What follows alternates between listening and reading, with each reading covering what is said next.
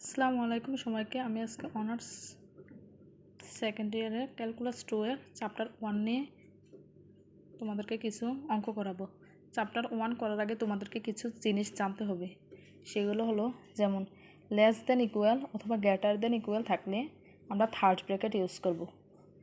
Less than অথবা greater দেন থাকলে আমরা ফার্স্ট ব্র্যাকেট ইউজ করব। মাইনাস ইনফিনিটি থেকে প্লাস ইনফিনিটি থাকলে আমরা ফার্স্ট ব্র্যাকেট ইউজ করব। এফটি সমান sign T cos T sine square T cos square টি প্লাস 1 টি স্কোয়ার প্লাস 2t প্লাস 1 এরকম সমীকরণ থাকলে তাহলে ডোমেন হবে মাইনাস ইনফিনিটি থেকে প্লাস ইনফিনিটি বা রিয়েল নাম্বার। আর যদি এফটি সমান, যেমন আমি ভুলে এটা দুইবার লিখে ফেলছি, এটা একবার হবে। যদি এফটি সমান কোনো ভগ্নাংশ থাকে তাহলে ভগ্নাংশের হর নট ইকুয়াল টু 0, তাহলে সেটার ডোমেন হবে, যেমন আমরা যদি প্রথমটা নিই, প্রথমে আছে t-1, t-1 not equal to 0, তাহলে টি এর মান নট ইকুয়াল টু 1, অর্থাৎ ডোমেন হবে মাইনাস ইনফিনিটি থেকে প্লাস ইনফিনিটি। আর যেহেতু টি এর মান 1 নয়, সেজন্য 1 আমাদের বাদ দিতে হবে। আর যদি রুটযুক্ত কোনো ফাংশন থাকে তাহলে রুটযুক্ত ফাংশনটা হবে 0 থেকে বড় বা সমান। আর রুটযুক্ত ফাংশনের ভিতর যা থাকে সেখানে যদি এক্স ওয়াই জেড টি যাই থাকে সেটার মান বের করতে হবে। আর আমরা একটু আগে শিখলাম যে লেস দেন ইকুয়াল অথবা গ্রেটার দেন ইকুয়াল থাকলে ডোমেন হবে থার্ড ব্র্যাকেট, এই জন্য এখানে -1 দিছি। আর ইনফিনিটি চিহ্নর অথবা মাইনাস ইনফিনিটি চিহ্নর সময় কি সবসময় ফার্স্ট ব্র্যাকেট দিতে হবে। আর যদি কোনো লন টি প্লাস 1 লন টি মাইনাস 1 থাকে তাহলে টি এর মান সবসময় 0 থেকে বড় হবে। আর আমরা একটু আগে শিখছি যে যদি লেস দেন অথবা গ্রেটার দেন থাকে তাহলে আমরা ফার্স্ট ব্র্যাকেট ইউজ করবে। এজন্য আমরা এখানে কি দিচ্ছি, 0 সময় ফার্স্ট ব্র্যাকেট দিচ্ছি। আর ইনফিনিটি মাইনাস ইনফিনিটির সময় সবসময় কী দিতে হবে, ফার্স্ট ব্র্যাকেট দিতে হবে। তাহলে আমরা বুঝলাম যে less than equal greater than equal থাকলে থার্ড ব্র্যাকেট, শুধু লেস দেন ইকুয়াল অথবা গ্রেটার দেন ইকুয়াল থাকলে ফার্স্ট ব্র্যাকেট, মাইনাস ইনফিনিটি থেকে প্লাস ইনফিনিটি থাকলে ফার্স্ট ব্র্যাকেট। আর আমরা যদি এফ অফ টি এর sine T cos T sine square T cos square টি plus 1 square plus 2t plus 1 এরকম সমীকরণ থাকে তাহলে সবসময় মাইনাস ইনফিনিটি থেকে প্লাস ইনফিনিটি। আর যদি এফ অফ টি সমান কি কোনো ভগ্নাংশ থাকে তাহলে নিচের হরটা সমান কি নট ইকুয়াল টু 0, যেখানে ডোমেন হবে নিচের হরের যে মানটা আসবো এটা মাইনাস ইনফিনিটি থেকে প্লাস ইনফিনিটি কি বাদ দিতে হবে। আর যদি রুটযুক্ত ফাংশন থাকে তাহলে রুটযুক্ত ফাংশনে টি থাকুক এক্স থাকুক ওয়াই থাকুক সেগুলো আমাদেরকে কি করতে হবে, সেগুলোর মান বের করতে হবে। আর যেহেতু লেস দেন ইকুয়াল এখানে গ্রেটার দেন ইকুয়াল আছে, এর জন্য আমাদের কি থার্ড ব্র্যাকেট ইউজ করতে হবে। আর যদি লন টি যুক্ত কোনো ফাংশন থাকে তাহলে কি লনযুক্ত কোনো ফাংশন থাকলে সেটা 0 থেকে বড় হবে। তাহলে আমরা যদি একটা অঙ্ক ক্যালকুলেশন করি, যেমন এক্সাম্পল 4 এর এফ অফ টি সমান I sine pi T plus J T square plus T square by T plus 1 K cap root 2 plus T, এরকম সমীকরণ কি ডোমেন বের করতে বলছে। তাহলে আমরা এটা সমীকরণটা প্রথমে লিখবো 1 নং সমীকরণ। 1 নং সমীকরণকে আমরা সবসময় এরকম কোনো ফাংশন দেওয়া থাকলে সেগুলোকে কি এফ অফ টি সমান I cap F of T plus J cap G of T plus K cap S of T এর সাথে তুলনা করে পাই। সবসময় এটা কি আমরা তুলনা করব।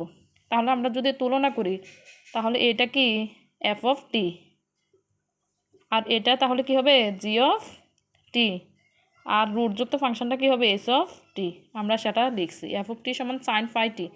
আর আমরা শিখছি যে সাইনযুক্ত কোনো ফাংশন থাকলেই টি এর সকল বাস্তব মানের জন্য ফাংশনটি কি সত্য বা সংজ্ঞায়িত হবে। Sine cos sine square cos square T square plus 1 যায় থাকুক তাহলে আমরা ডোমেন হবে কি মাইনাস ইনফিনিটি থেকে প্লাস ইনফিনিটি। আর যদি কোনো ভগ্নাংশযুক্ত ফাংশন থাকে তাহলে হর নট ইকুয়াল টু 0, তাহলে এখানে ভগ্নাংশযুক্ত ফাংশন আছে টি স্কোয়ার টি প্লাস 1, তো টি প্লাস 1 কি নট ইকুয়াল টু 0, তাহলে টি এর মান কি নট ইকুয়াল টু -1। অর্থাৎ আমাদের কি করতে হবে, এখানে লিখতে হবে টি এর সকল বাস্তব মানের জন্য ফাংশন সত্য বা সংজ্ঞায়িত হবে যদি ও কেবলমাত্র যদি টি এর মান কি -1 হতে পারবে না। এর জন্য আমরা ডি অফ জি ডোমেন বের করার সময় কি মাইনাস ইনফিনিটি থেকে প্লাস ইনফিনিটি লিখা -1 কি করে দিছি বাদ দিয়ে দিছি। মানে ভগ্নাংশযুক্ত কোনো ফাংশন থাকলে আমাদের কি করতে হবে, নিচের হরটা নট ইকুয়াল টু 0 লিখতে হবে। লিখা যে ফাংশনটা থাকবে, যেহেতু এখানে টি যুক্ত ফাংশন আছে এই জন্য আমরা টি এর মান বের করছি। তারপর এস অফ টি সমান রুটযুক্ত ফাংশন দিচ্ছে। আর আমরা একটু আগে শিখছি রুটযুক্ত ফাংশন থাকলে সেটা কি হবে, রুটের ভিতরে যা হবে সেটা কি হবে, 0 থেকে গ্রেটার দেন ইকুয়াল 0। টি এর সকল বাস্তব মানের জন্য ফাংশনটি সত্য বা সংজ্ঞায়িত হবে যদিও কেবলমাত্র যদি 2 + টি 0 থেকে কি হয়, বড় বা সমান হয়।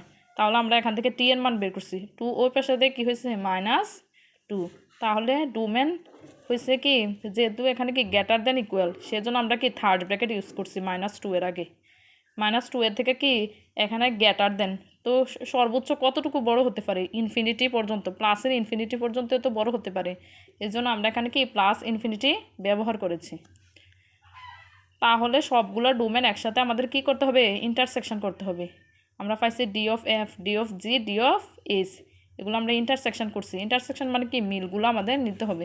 তো ডি অফ এফ এর মান পেয়েছে -ইনফিনিটি থেকে +ইনফিনিটি, ডি অফ জি এর মান পাইছে -ইনফিনিটি থেকে +ইনফিনিটি আর -1 বাদ, আর ডি অফ এস এর মান কত পাইছি, -2 থেকে ইনফিনিটি।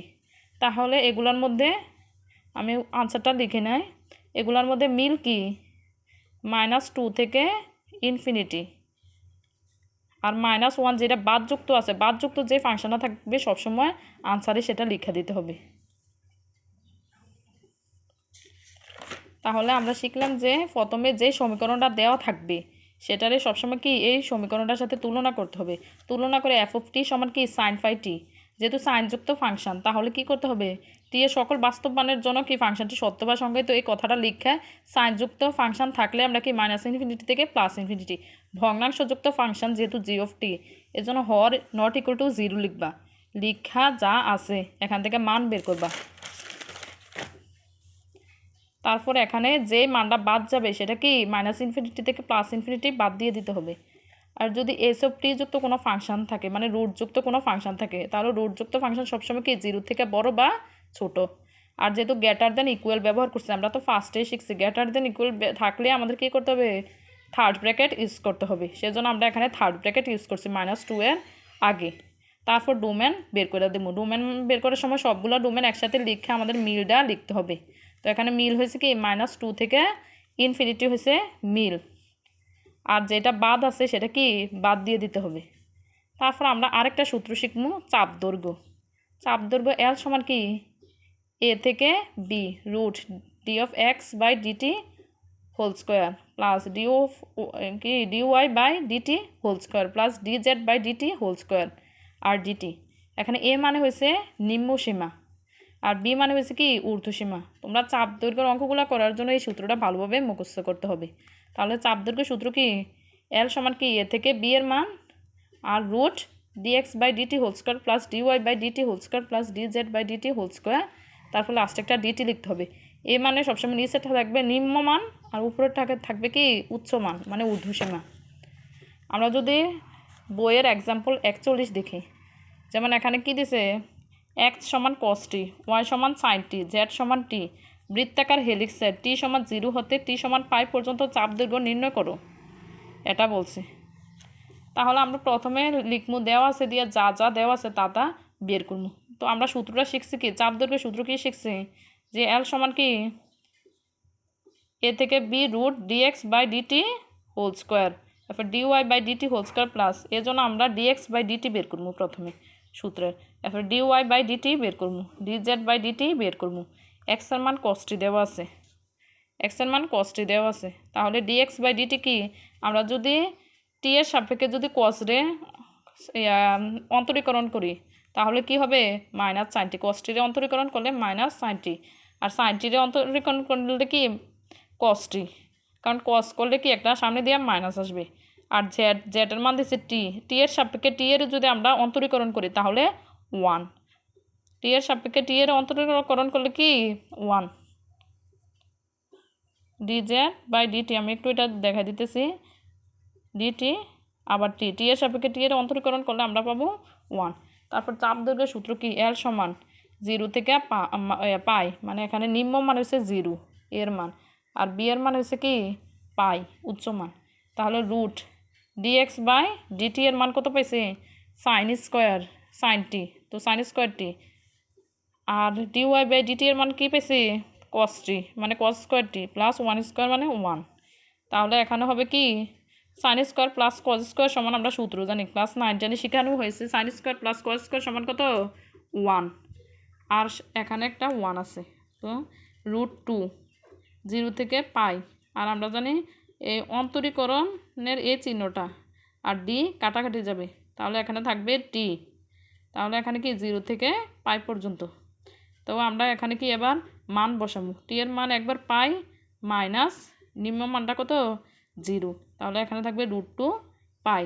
তাহলে আমরা বুঝলাম যে অঙ্কটা যে যা দেওয়া থাকবো, যদি চাপ দৈর্ঘ্য বের করতে বলে তাহলে আমরা dx বাই ডিটি বের করবো, dy বাই ডিটি বের করবো, তারপর dz বাই ডিটি বের করে তারপর ক্যালকুলেশন করবো, সূত্র বসে সূত্রের মধ্যে ক্যালকুলেশন করতে থাকবো। তারপর আমরা যদি এক্সাম্পল 44 দেখি, ক্যালকুলাস 2 বইয়ের যদি এক্সাম্পল 44 দেখি, যেমন এখানে এফ অফ টি সমান কি দিচ্ছে 4 + 3t i cap plus 2 - 2t j cap plus 5 + t k cap. আর এখানে একটা মান দিছে দেখো 3 থেকে কি 4 পর্যন্ত, মানে টি এর মান 3 থেকে বড় আর 4 থেকে ছোট বা সমান। তাহলে এইটা প্রথমটা হচ্ছে নিম্ন সীমা, যেটা ছোট থাকবো সেটাই নিম্ন সীমা। আর বি এর মান কত, তাহলে উচ্চ সীমা কত 4। তাহলে এই অঙ্কগুলো করার সময় মনে রাখতে হবে যেখানে এখানে নিম্ন সীমা হচ্ছে যেটা ছোট মান, আর উচ্চ সীমা মানে কি যেটা বড় মান। তো এখানে আমরা এটারে 1 নং সমীকরণ দিব। এর আগের অঙ্কের সময় কী ছিল, এক্স এর মান ওয়াই এর মান জেড এর মান দেওয়া ছিল, কিন্তু এবার কি দেওয়া নাই। যদি এরকম এক্স এর মান ওয়াই এর মান আর জেড এর মান যদি ডিরেক্টলি দেওয়া না থাকে, তাহলে আমরা কি এটা প্রথমে 1 নং সমীকরণ দিব, দিয়া 1 নং সমীকরণকে লিখবো যে কি x i cap F of টি সমান x i cap plus y j cap plus z k cap এর সাথে তুলনা করে পাই। এক্স সমান তাহলে কত আসবো, এ প্রথমটা তুলনা করবা, যে এটা হচ্ছে এক্স এর মান আর জেডটা হচ্ছে ওয়াই এর মান, আর কে এরটা কি জেড এর মান। আমরা ইন্টারমিডিয়েটে পড়ছি যে ভেক্টর অধ্যায়ে যে x i cap y j cap plus z k ক্যাপের এরকম পড়ছিলাম না, তো এটার সাথে আমরা তুলনা করে পাই। তো এক্স এর মান কত দিছে 4 + 3t, ওয়াই এর মান কি দিছে 2 - 2t, আর জেড এর মান কি দিছে 5 + t। তো dx বাই ডিটি সমান কি, আমরা যদি অন্তরীকরণ করি এক্সের সাপেক্ষে, এখানে যেহেতু কি ধ্রুবক ফাংশন আছে সেজন্য এখানে হবে 0, আর এখানে কি টি এর সাপেক্ষে টি অন্তরীকরণ করলে 1, তাহলে এখানে থাকবে কত 3 শুধু।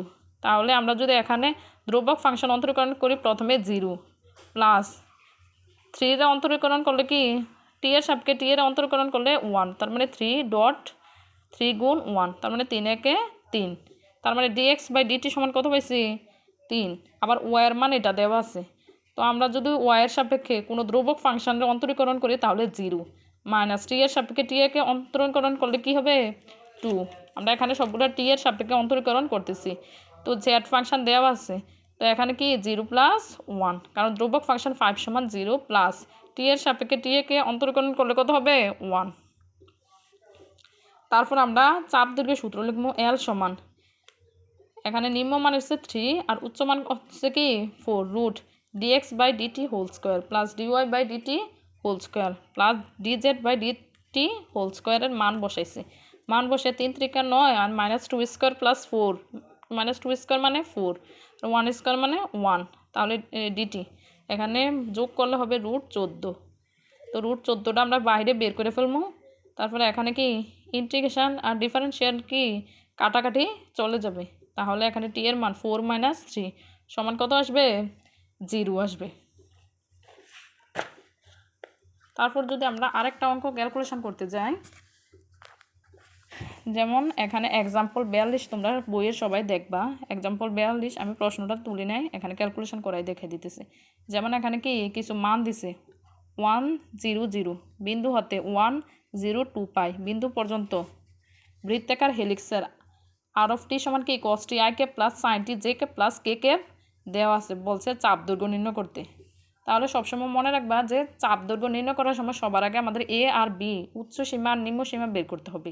তো এখানে নিম্ন সীমা কত দিছে, এই প্রথমটার মধ্যে দেখবা সবচেয়ে ছোট কি, তো সবচেয়ে ছোট হচ্ছে এ, মানে এর মান 0, আর এখানে সবচেয়ে বড় হয়েছে কি 2 পাই। এই দুটোটা মানের মধ্যে সবচেয়ে ছোটো আর বড় দেখবে সবচেয়ে ছোটো মান হয়েছে 0 আর সবচেয়ে বড় মান হয়েছে কি 2 পাই। তাহলে নিম্ন সীমা হবে কি 0 আর উচ্চ সীমা মানে কি 2 পাই হবে। তো তারপর তোমরা এই অঙ্কটা করে ফেলবা। এক্সাম্পল 42।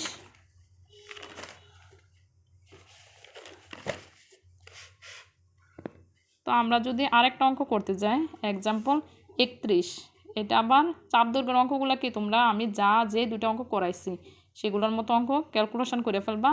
আমরা এখন আরেকটা নতুন নিয়মের অঙ্ক দেখব। যেমন আমরা যদি বৃত্তাকার হেলিক্স এক্সাম্পল 21 দেওয়া আছে, বৃত্তাকার হেলিক্সের সমীকরণ x সমান cos t, y সমান sin t, z সমান t হলে t সমান পাই বিন্দুতে স্পর্শক রেখার পরামিতিক সমীকরণ নির্ণয় করতে বলছে। আমরা এখন কি পরামিতিক সমীকরণ বের করব। তো পরামিতিক সমীকরণ বের করার জন্য যেটা প্রথমে সবসময় পরামিতিক সমীকরণ বের করার জন্য f of t সমান একটু আগে যে একটা অঙ্ক করছি ভেক্টরের মতো এটা ধইরা নিবা। f of t সমান কি x i cap plus y j cap plus z k cap, এটা ধইরা নিবা। ধইরা x এর মান কত এখানে দেওয়া আছে cos t i cap, x এর মান বসাইবা, y এর মান sin t, তো sin t j cap plus z এর মান কি t k ক্যাপ। তারপরে এটার কি অন্তরীকরণ করবা। তো এটার যদি আমরা অন্তরীকরণ করি তাহলে এখানে কি হবে cos t অন্তরীকরণ করলে কি minus sin t, sin t অন্তরীকরণ করলে cos t, আর t এর অন্তরীকরণ করলে কি 1, মানে এখানে শুধু k থাকবে। তো এখানে যে মানগুলো দিছে t সমান কোন বিন্দুতে বের করতে বলছে পাই বিন্দুতে। তো t সমান পাই বিন্দুতে যেহেতু দিছে তো t সমান পাই বিন্দুতে প্রথমে f of t এর মান বের করব। তো f of পাই, তো এখানে cos t এর মান এখানে বসাও cos পাই sin পাই, তারপর কি t এর মান পাই তার মানে পাই k ক্যাপ। তারপরে আমরা জানি cos পাই এর মান হচ্ছে -1, তার মানে এখানে -1 i ক্যাপ, আর sin পাই এর মান হচ্ছে 0 আর প্লাস পাই কে ক্যাপ যেভাবে আছে সেভাবে। ঠিক আমরা f প্রাইম t এর মানও বের করবো এভাবে। বের করে আর t সমান পাই বিন্দুতে স্পর্শক রেখার পরামিতিক সমীকরণের সূত্রটা হয়েছে r vector equal to f phi plus t f prime কি প্রায় পাই, মানে এখানে পরামিতিক সমীকরণের সূত্রটা তোমরা মুখস্থ করে ফেলবা। পরামিতিক সমীকরণের সূত্র হয়েছে r vector equal to f prime f t plus t f prime t, মানে এখানে প্রথমে পরামিতিক সমীকরণ r equal to f of t plus t f prime t। আর আমরা তো জানি r মানে আমরা তো মুখস্থই জানি r মানে একক ভেক্টর, আর একক ভেক্টর মানে কি x i cap plus y j cap plus z k cap. আর f of t মানে এখানে আমরা তো জানি f t এর মানে হচ্ছে pi plus t f prime pi. তারপর এখানে মানগুলো বসাই দাও, এখানে যা আছে তা plus z k cap. f pi এর মান আমরা কত পাইছি -i plus pi k cap plus t, আর f প্রাইম পাই এর মান কত পাইছি j plus k minus j plus k। তারপর সেখানে এগুলা ক্যালকুলেশন করো। প্রথমে যা আছে তা লিখমু, আর এর মান তো লিখতেছি, লিখে -i pi plus k cap, এবার প্লাসে মাইনাসে মাইনাস এরপরে t j cap plus t k cap. তো তারপর প্রথমে যা আছে তা লিখবা, লিখে এখান থেকে আমরা প্রথমে i এর মানগুলো একসাথে লিখব। i এর মান আছে শুধুমাত্র একটা, প্লাস এরপরে j এর মান লিখব। তো j এর মান তো এখানে শুধুমাত্র কি একটা আছে, প্লাস k এর মান, তো k এর মানের মধ্যে এখানে পাই প্লাস t নিলাম, পাই প্লাস t নিলাম, আর এখানে শুধু k ক্যাপ কমন যায়।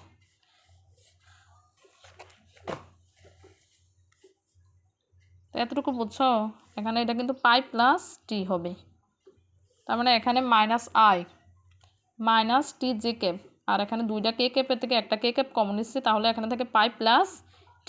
তারপর এটার সাথে এটা আমরা তুলনা করবো, x এর উভয় পক্ষ থেকে i বাদ, তাহলে x এর মান কত আসবো -1। তারপর উভয় পক্ষের থেকে j j বাদ, তাহলে y এর মান কত -t। উভয় পক্ষের থেকে কি করতে হবে k k বাদ, তাহলে z সমান কত পাই প্লাস টি। ইহাই কি পরামিতিক সমীকরণ, ইহাই পরামিতিক সমীকরণ।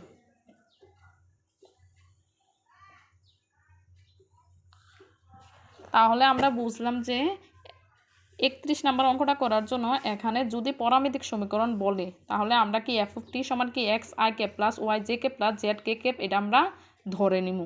প্রত্যেকটা সময় অঙ্কগুলোর সময় এটা ধরে নিতে হবে, এটা মুখস্থ। আর এক্সের মান কী ধরতে হবে, এক্সের মান এখানে দেওয়া আছে কস টি, ওয়াইয়ের মান দেওয়া আছে জেডের মান, তারপর এফ প্রাইম টি আমরা এটার অন্তরীকরণ করবো। কস টি দিয়ে অন্তরীকরণ করলে কি মাইনাস সাইন টি, সাইন টি দিয়ে অন্তরীকরণ করলে কস টি, আর এখানে টিকে তো অন্তরীকরণ করলে 1।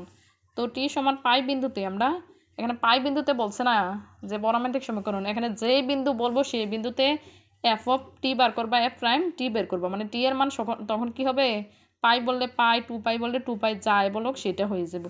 তো বের করে তারপর আমরা সমীকরণটা তো কি পরামিতিক সমীকরণের সূত্রটা আমরা মুখস্থ জানি, আর ভেক্টর ইকুয়াল টু কি f of T plus t f prime t, আর মানে তো আমরা জানি x i k plus y j k plus z k কে। তারপর এখানে মানগুলা বসাইয়া উভয় পক্ষের সাথে কি তুলনা করবা, আই বাদ দিয়া যা এক্স ওয়াই জেড এর মানগুলো বের করাই হচ্ছে কি পরামিতিক সমীকরণ। তাহলে তোমরা তো বুঝছো। আচ্ছা, আজকে ভিডিও এ পর্যন্ত থাক, আমি নেক্সট ভিডিওতে কি আরও বাকি অঙ্কগুলা দেখাবো। তোমাদের যদি একটুও উপকার হয়ে থাকে তাহলে তোমরা তোমাদের বন্ধুবান্ধবরা এটা শেয়ার করবা, আর চ্যানেলটারে সাবস্ক্রাইব করবা এবং লাইক করবা, কমেন্ট করবা।